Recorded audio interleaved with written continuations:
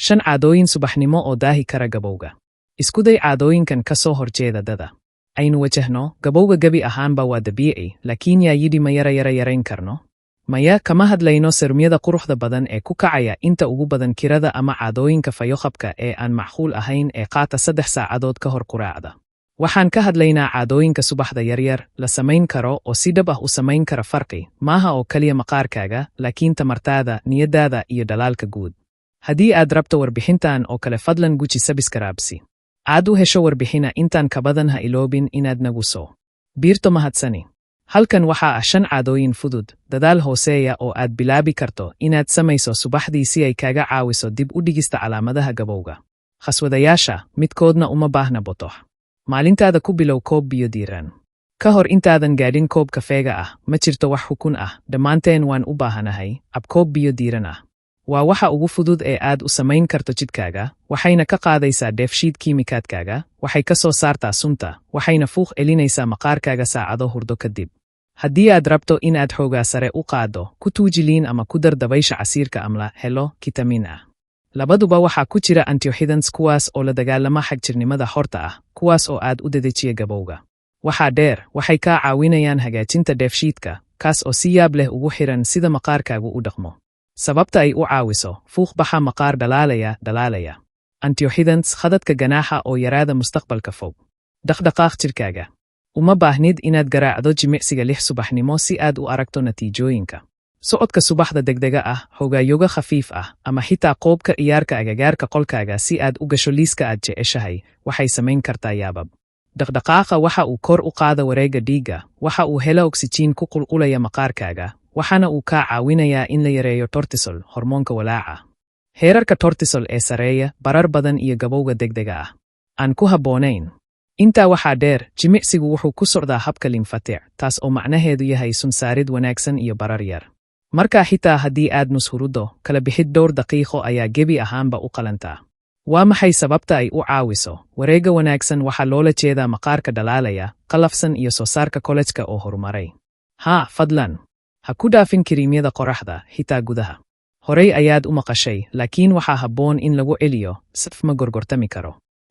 Xitaa haddii ay daruuro tahay, xitaa haddii aad ka shaqaynayso guriga, iyo xitaa haddii aanad baxin. Raajooyinka waa waxyaabo yaryar oo qarsoodi ah oo jibiya kolajka, keena midabka, oo abuura xariijimo wanaagsan wakhti kadib. Iftiin buluug ah oo ka yimid shaashadahaaga. Taasi waxay sidoo kale gabowga maqaarkaaga sidaa darteed, ku dharbaaxa muraayad cadceed oo ballaadhan oo leh ugu yaraan 3 eber subax kasta, sida cadayashada ilkahaaga, waa inay noqotaa mid joogto ah. Talada bro, codso sida tallaabada ugu dambaysa ee daryeelka maqaarkaaga, isla markaaba kadib qoyaan. Ha iloobin qoortaada, laabtaada iyo gacmahaaga sidoo kale weydaan. Waa maxay sababta ay u caawiso? Qorraxdu waxay ilaalisaa kolajka maqaarkaaga iyo bartinimadaada aka walxaha ka dhigaya wejigaaga mid adag oo siman. Ku shub quraacda qani ku ah antioxidant. Maqaarkaagu sidoo kale wuxuu u baahan yahay cunto ee maaha kaliya qaabka serums. Waxa aad cunto subaxdii waxa ay door weyn ka ciyaaraan sida maqaarkaagu u ekaado iyo sida jidhkaagu u duqoobayo wakhti kadib. Halkii aad ku shuban lahayd badarka sonkorta leh ama aad ka boodi lahayd quraacda, dhammaanteen halkaas ayaan joognay, u tag cuntooyinka hodanka ku ah antioxidants, dufan caafimaad qaba iyo fiber. Ka fakar, baaquli miro ah oo ay ku jiraan beri iyo miraha xiya, rootiga avocado, smoothie leh spinach iyo flaxseed, ama xitaa mugeed oo yi'ib ah oo miro leh. Sidoo kale, ku tuur cuntada ama cabitaanka kolajka kordhinta, sida maraq lafaha ama khudradda fitamiin aga leh, si maqaarkaaga uga taageero gudaha dibadda. Waa maxay sababta ay u caawiso? Quraac isku dheelitiran waxay la dagaalanto walbahaarka oksaydhka, waxay taageertaa kolajka, waxayna ku siinaysaa iftiin ka soo iftiimaya gudaha. U deji xasilooni, od togan maalintaada. Midkani wuu ka yar yahay daryeelka maqaarka iyo wax badan oo ku saabsan maskaxda, laakiin ha dhayalsan awoodda nabadda maskaxda marka ay timaado gabowga. Cadaadisku dhab ahaantii waxa ay dedejisaa gabowga gacanta.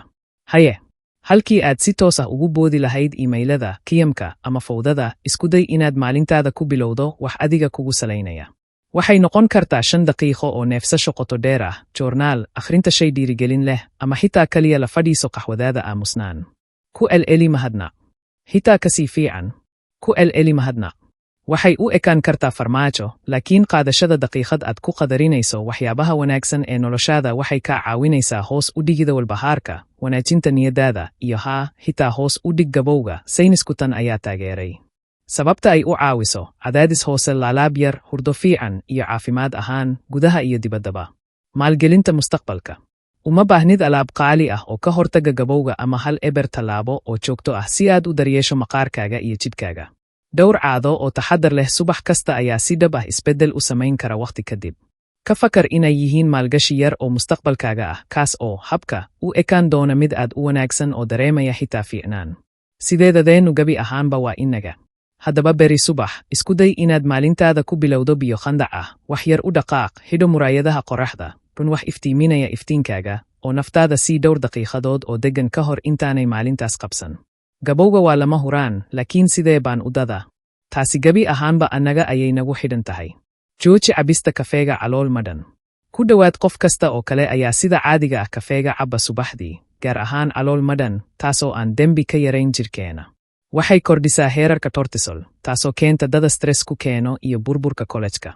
Tani waxay sidoo kale keentaa fuuqbax iyo aysiid, kadibna si xun u saameeya caafimaadka maqaarkayaga guud.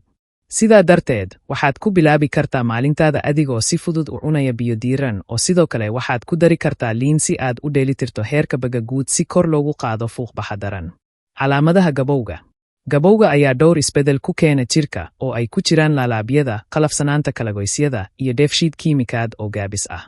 Aragga iyo maqalka ayaa laga yaabaa inay hoos u dhacaan, halka xusuusta iyo xawaaraha garashada ay badanaa hoos u dhacaan. Muruqyada iyo xoogga lafaha ayaa daciifa, difaaca ayaa hoos u dhacaya, hurdaduna waxay noqotaa mid qashqashaad ah. Timaha khafiifinta iyo arrimaha dheefshiidka ayaa sidoo kale caan ah maadaama jirku si tartiib ah u hoos u dhaco.